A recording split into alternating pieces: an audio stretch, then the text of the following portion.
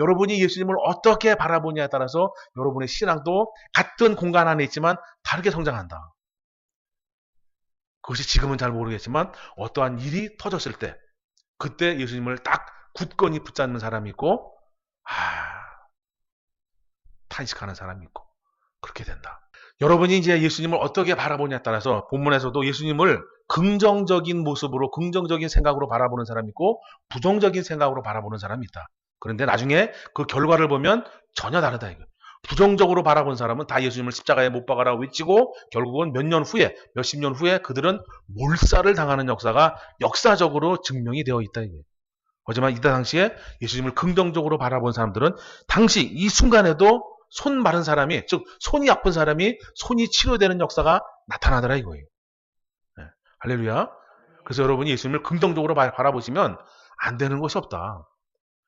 여러분의 신앙에 따라서 시간적 차이는 있지만 안 되는 것이 없어요. 네. 정말 세상에서 이건 불치병입니다. 못 고칩니다. 라고 하는 것도 교회 와서 기도하고 하나님의 은혜로 고치는 사람이 있고. 자, 그래서 이제 병 고치는 것이 옳으니까 이렇게 올무를 놓는 사람도 있고. 그랬더니 예수님이 이제 11절에 대답하십니다. 너희 중에 어느 사람이 양 한 마리가 있어 안식일에 구덩이에 빠졌으면 붙잡아내지 않겠냐. 사람이 양보다 얼마나 더 귀하냐. 그러므로 안식일에 선을 행하는 것이 옳다 그러는 거예요.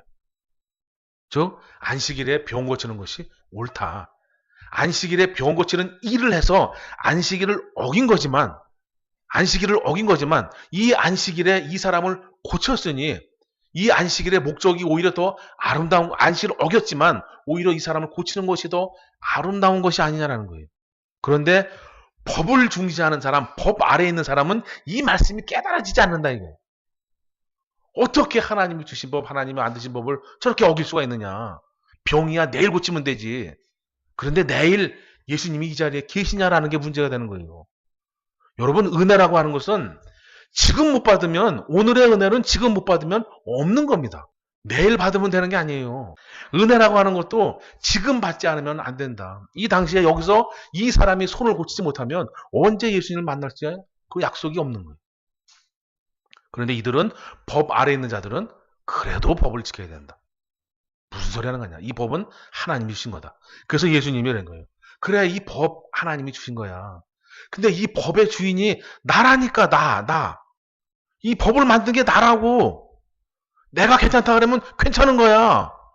그런데 아니다 그러는 거예요. 왜? 예수님을 법을 만든 주인으로 믿지 않기 때문에 그래요. 할렐루야. 네, 여러분들이라도 이 예수님이 하나님 되심을 깨닫기 바랍니다.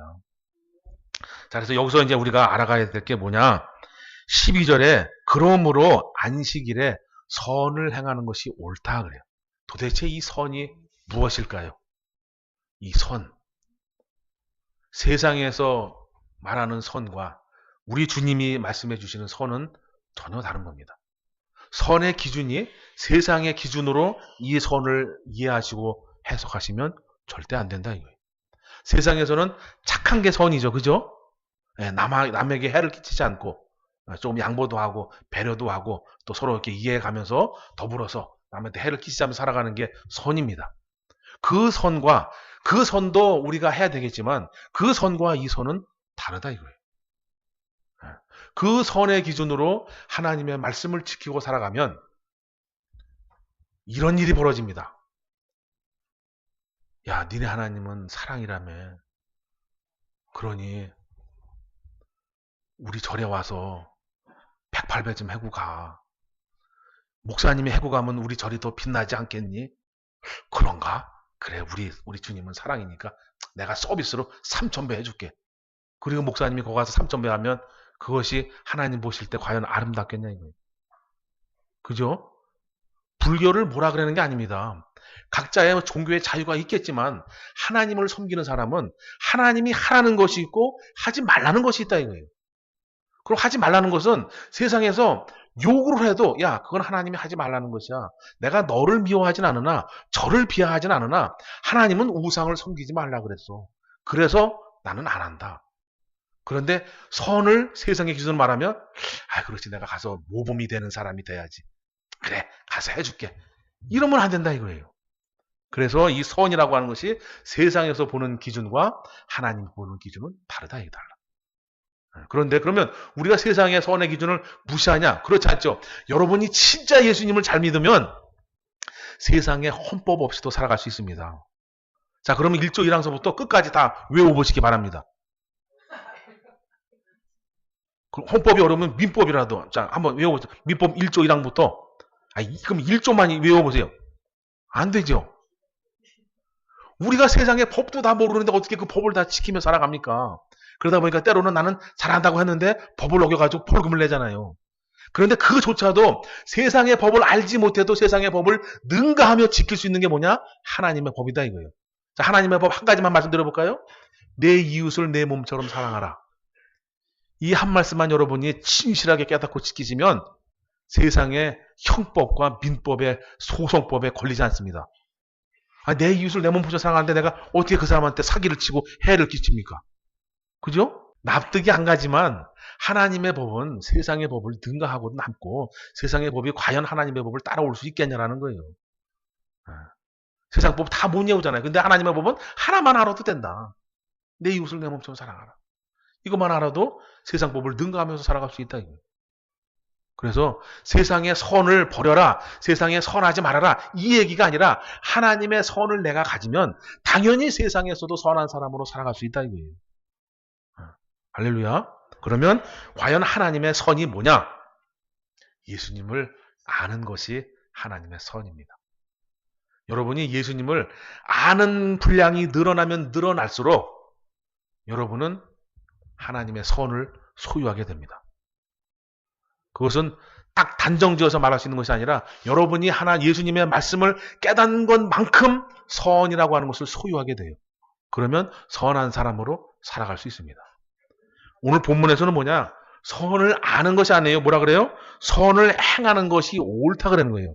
첫 번째가 선을 깨닫는 것이고 두 번째가 그 깨닫는 선을 행한다는 거예요. 이것을 우리 주님은 옳다 그러는 거예요. 즉 정신적인 것과 육적인 것이 합쳐져야 된다 이거예요.